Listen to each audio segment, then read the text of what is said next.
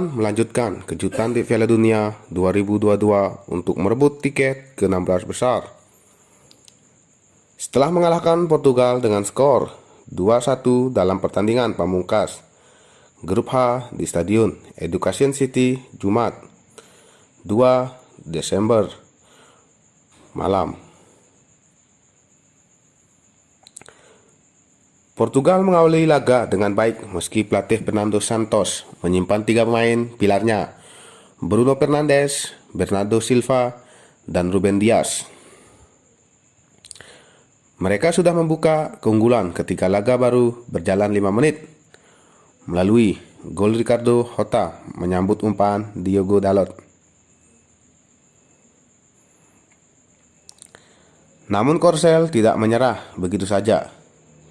Mereka berhasil menyamakan kedudukan pada menit ke-27 melalui Kim Jong-gun setelah menyambar bola sepak pojok yang mengenai badan Cristiano Ronaldo.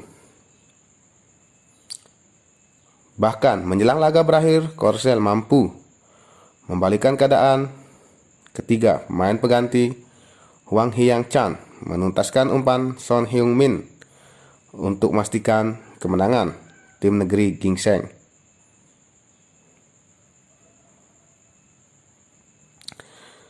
Keberhasilan Korsel mengalahkan Portugal menunjukkan taji wakil Asia di Piala Dunia 2 kali ini.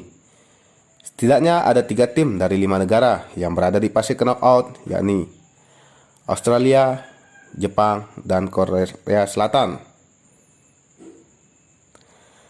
Kekalahan dari Korsel tidak memberikan pengaruh terhadap posisi Portugal di puncak klasemen akhir dengan koleksi 6 poin, sedangkan Korsel menempati peringkat kedua dengan nilai 4. Koleksi poin Korsel sebetulnya sama dengan Uruguay yang mengalahkan Ghana 2-0.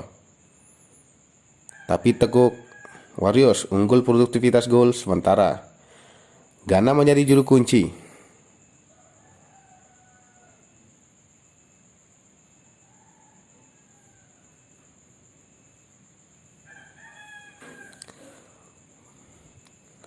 Sebagai puncak klasemen grup H, Portugal kini menunggu peringkat kedua grup G di 16 besar yang masih diperebutkan antara Swiss, Kamerun, Serbia.